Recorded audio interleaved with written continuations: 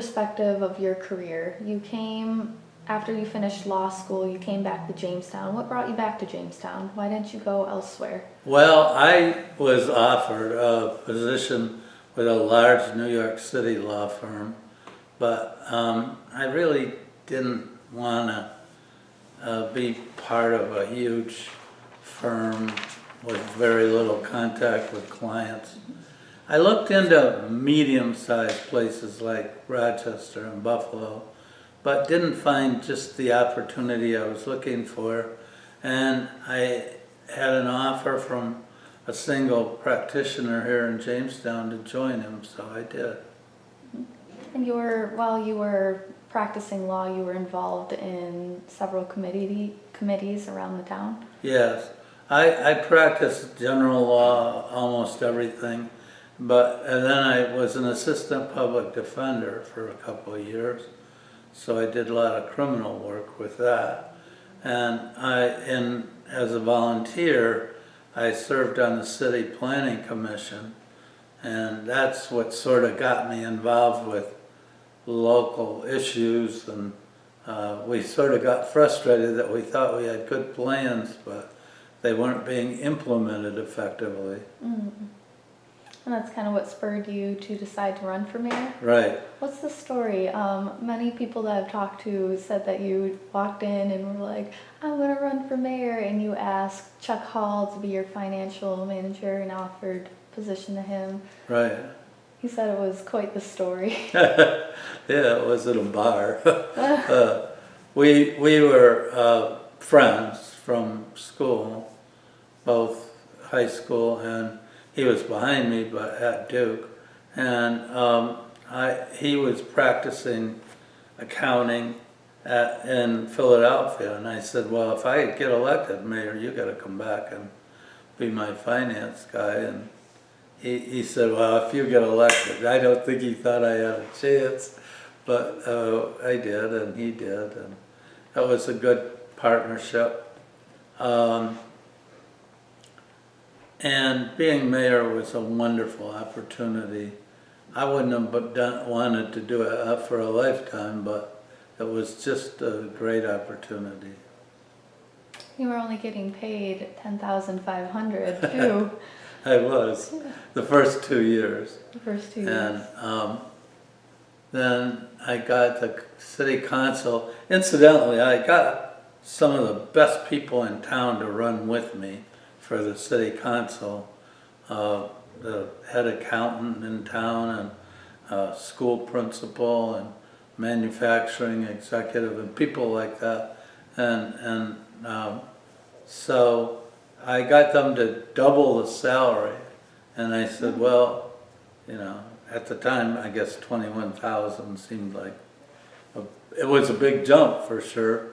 And I said, if people don't like it, don't vote for me. I mean, it was ridiculous. I was making more as a part-time public defender than as a mayor. And being mayor of Jamestown then, we were the sole sponsor of the community college.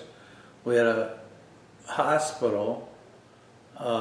We had a bus system, an airport, the largest municipal electric system in the state.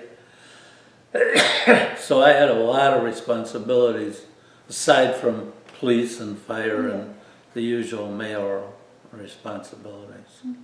What do you think your main accomplishments were while you were mayor?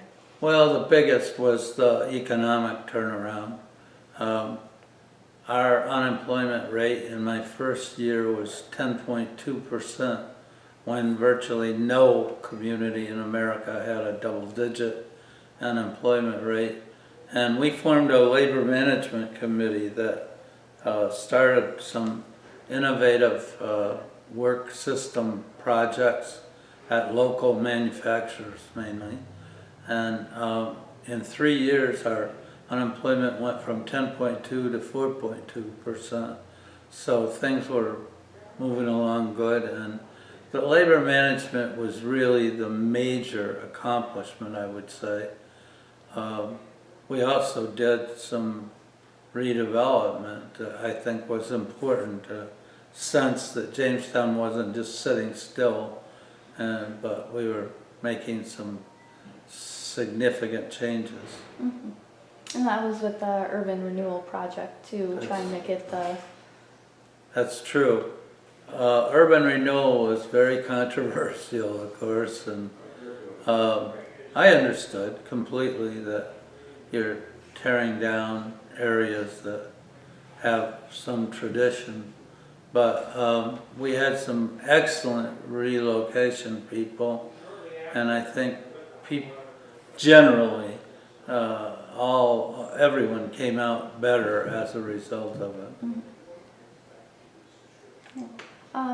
Speaking of your campaign running for mayor, can you tell me more about the blue ribbon ticket? Because I've heard a lot about that. And Yeah, well, I felt as though I was only 29 when I decided to run, 30 when I was elected. And I decided I needed top-notch people as city council and county legislator.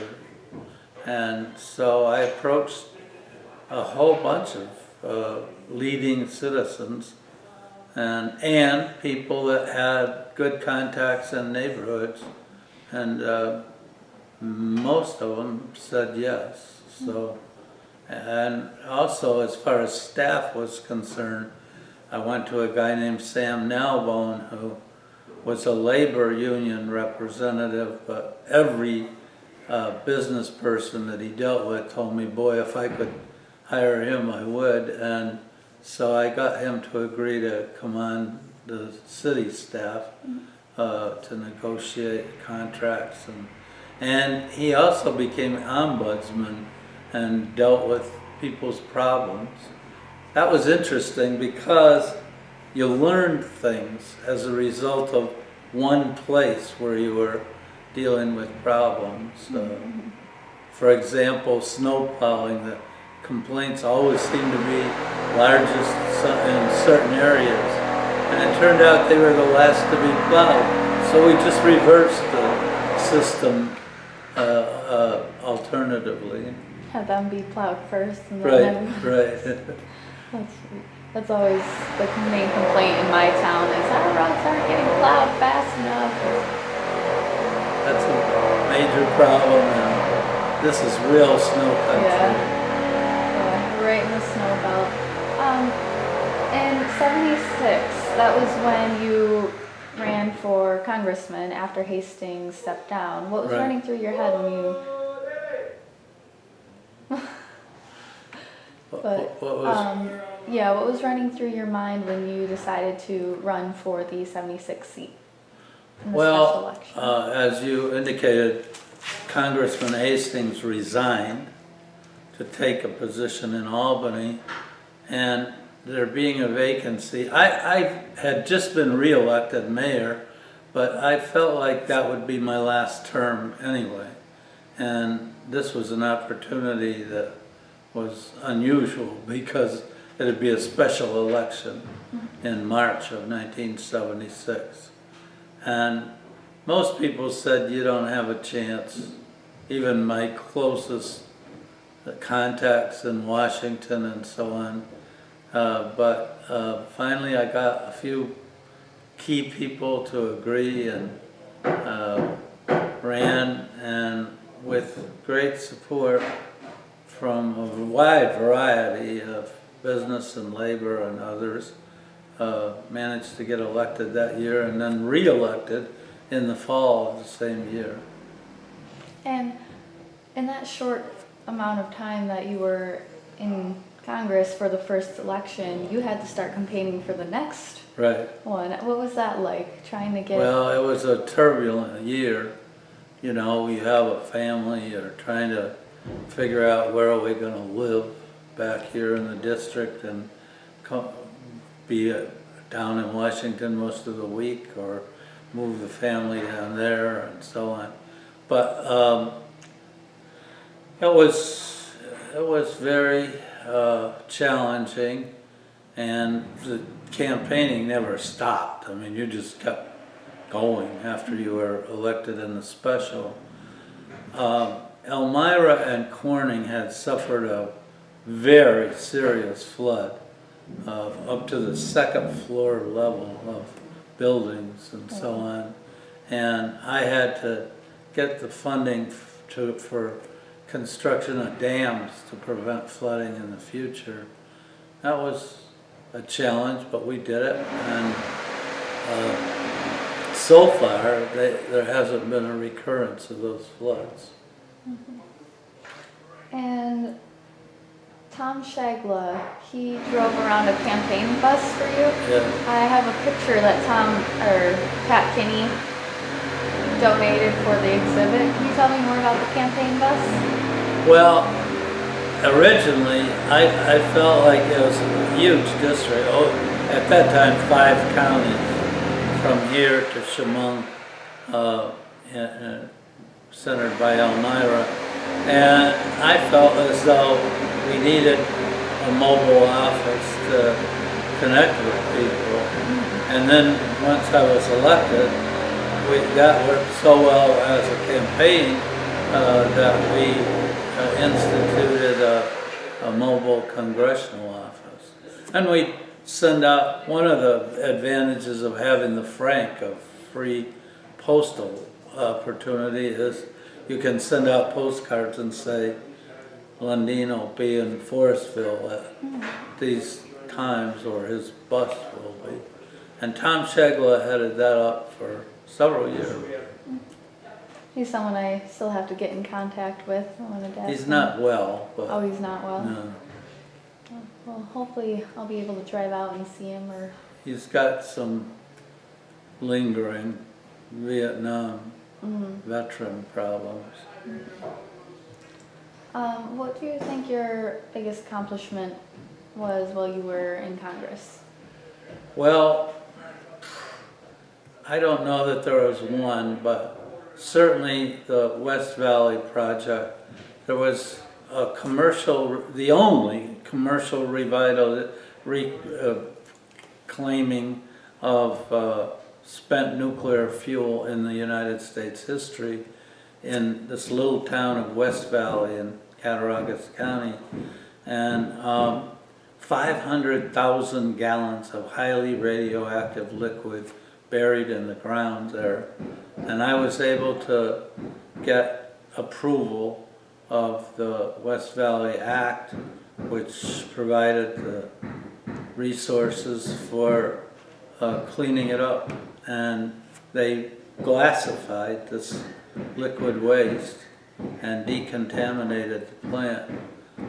Also provided over 600 jobs in Cattaraugus County. Of course, many of the people were from the Buffalo area that worked there too.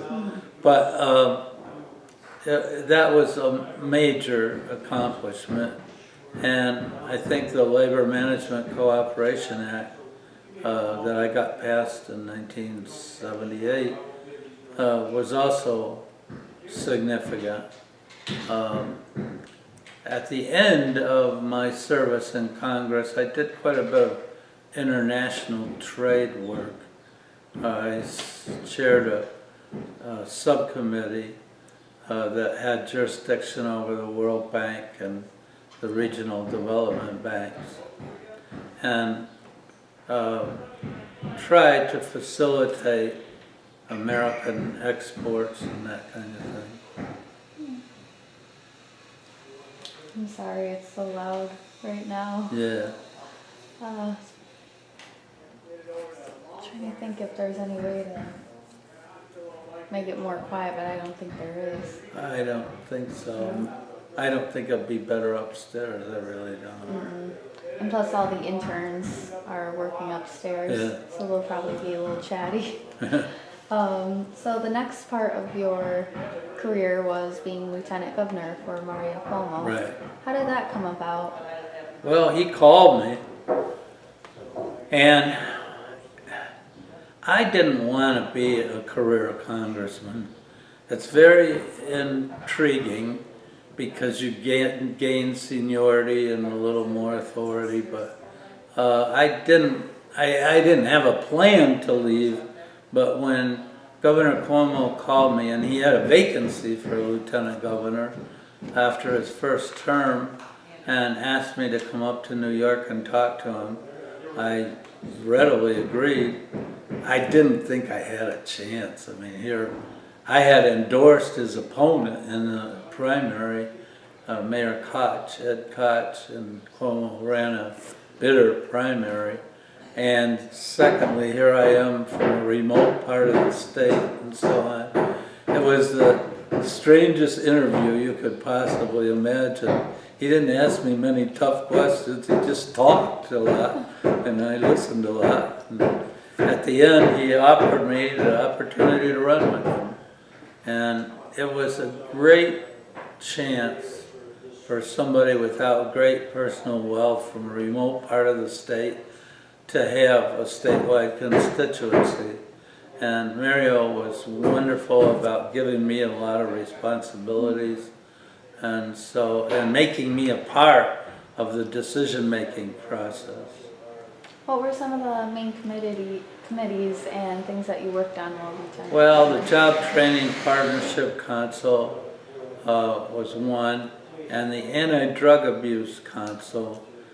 We determined that fighting drugs, which was a terrible problem in the 80s and early 90s, cut across several departmental lines. And so he said, I need somebody to head it up who can talk to all the commissioners of the various agencies and get them working together. And so we did, and that was important. He involved me in several economic development projects, primarily high-speed trains. I was a great believer and don't think this country has still quite achieved what we should for trips of up to 500 miles. I think passenger trains make a lot of sense. Mm-hmm. And we sort of experimented or advocated for maglev, the magnetic levitation, so you didn't even need fuel, but didn't quite achieve what we wanted with that, but certainly moved the debate along and did accomplish some major high-speed rail innovation on the East Coast. That would have been quite interesting if we had high-speed trains here. Yes. A lot more convenient to get across the state. Well, in Europe, I've ridden on trains in Spain and France, and they go over 100 miles an hour and very convenient, very stable. Mm-hmm. I mean, you could put a drink on your tray and never worry about spilling it and so on. Mm-hmm. Of course, here, one of the problems is the tracks. The passenger Amtrak largely shares rail beds with Conrail and other freight carriers, and the priority isn't what it is in Europe. Mm-hmm. Of course, there the distances are such that it makes real sense. I think in a cluster of cities over here on the East Coast, I would see it working quite well to get from New York to Pittsburgh, or not Pittsburgh. Well, New York, Boston, yeah, New York, Boston, Washington like down the coast. Is the busiest, by far the busiest route, and we should improve and have dedicated track for at least that line. Mm-hmm. And then in the Midwest, Chicago to St. Louis would make a lot of sense, and in California, mm-hmm. I think they're abandoning their rail project, but they had a high-speed train planned from San Diego to San Francisco that would have made a lot of sense. Mm-hmm. Is there anything in your career in politics that stands out to you, or any stories that you think would be good to put in the exhibit? Well, I don't know about the exhibit, but there were a lot of tremendous stories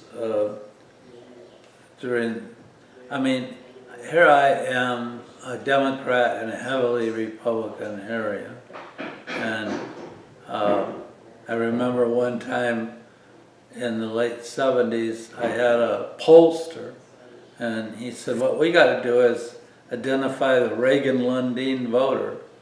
And I thought, who the heck would that be? And then I thought, well, Jimmy Carter certainly isn't going to carry this congressional district, so we better do what he says and identify such people. The relationship with constituents was really strong, and was right from the get-go. In the special election, there was no primary.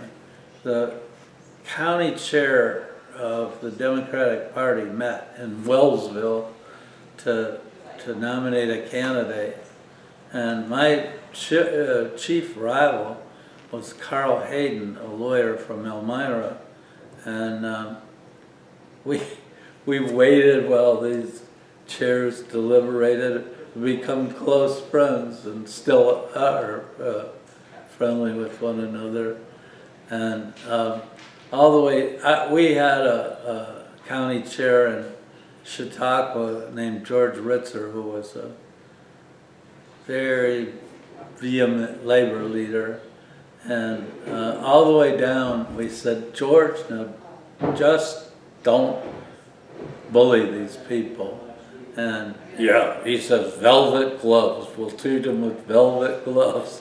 They went in, and pretty soon, after an hour or so, Jim Lockwood, the chair for Cattaraugus County, came out and said, Stan, could I talk to you? And yeah, sure. And he says, George Ritzer is driving us crazy. He's threatening our jobs. and so I had to talk to him and tell him to back off. And so, the thing is, each county had somebody they wanted to nominate, and I had kind of, with the exception of Chemung backing Carl Hayden, I had agreements with the chairs after talking to him that I'd be their second choice. So I knew that I just had to wait it out, and that worked out, but the business with Ritzer was really funny.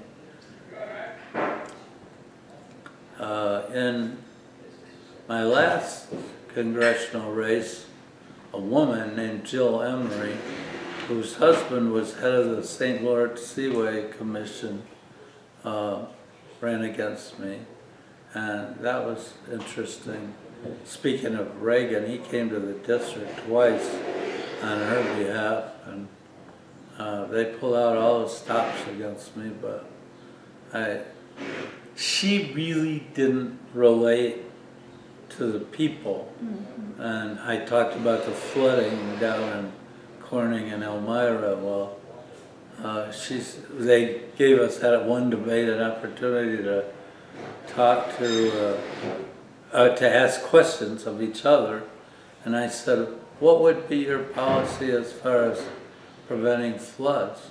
She says, I back Ronald Reagan. I am President Reagan. And he was opposing our dams, and so people there were astounded that she was not familiar with what the locals were really worried about.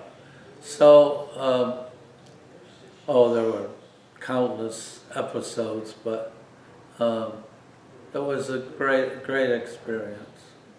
Were there any problems that you had to overcome or solve during any of your time as mayor, or lieutenant governor, or anything?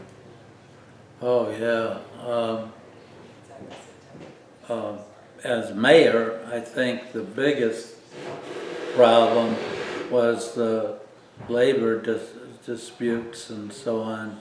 Jamestown had a reputation of being anti-business labor area, and having to deal with that and come to sort of partnership rather than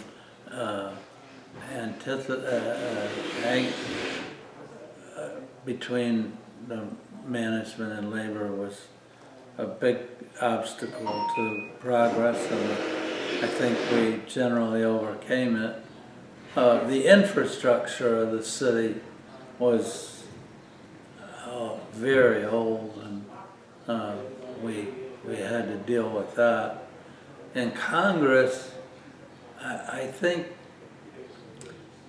generally